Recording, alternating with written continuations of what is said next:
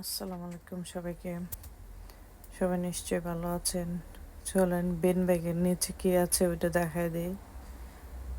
Bean bag দিয়ে রাখা, বিন ব্যাগের নিচে সিক্রেট দেখায়। সবসময় কালো ব্যাগ দিয়ে ডেকে রাখি। লাউ গাছের মোটামুটি মানে বৃষ্টির জন্য অনেক কিছু হইতে পারে না, বাড়তে পারে না। মরে যাওয়া লাউ গাছ থেকে আশা ছেড়ে দিয়ে দিলাম, হাল ছেড়ে দিলাম। যদি আল্লাহ বাঁচিয়ে রাখে মারে কে?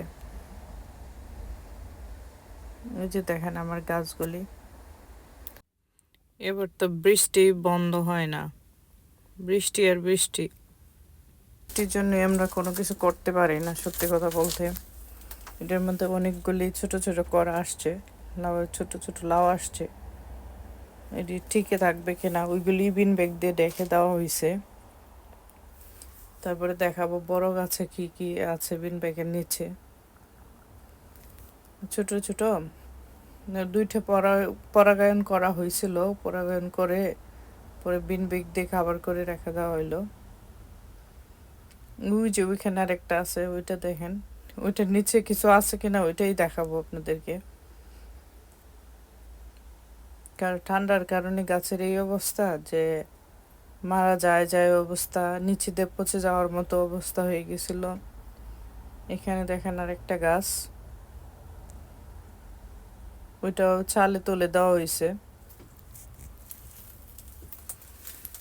সবকিছুর একই অবস্থা ঠান্ডার কারণে।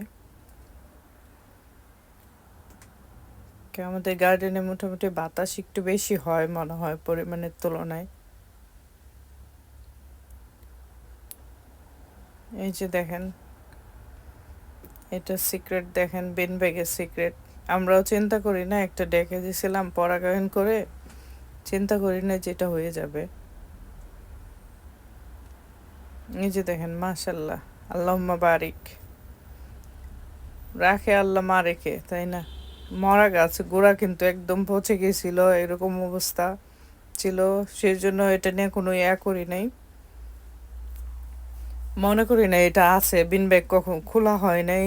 একবার দেখি যে বিন ব্যাগ খোলার পরে বিন ব্যাগ থেকে নিচে দিয়ে বের হয়ে গেছে, এরকম অবস্থা। এটাই তো সব কিছু আল্লাহর ইচ্ছা।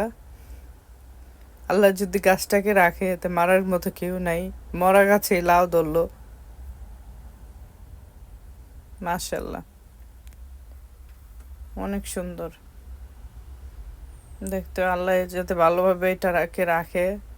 থ্যাংক ইউ সবাইকে। সাথে থাকবেন, সবাই ভালো থাকবেন, সুস্থ থাকবেন। আল্লাহ হাফেজ।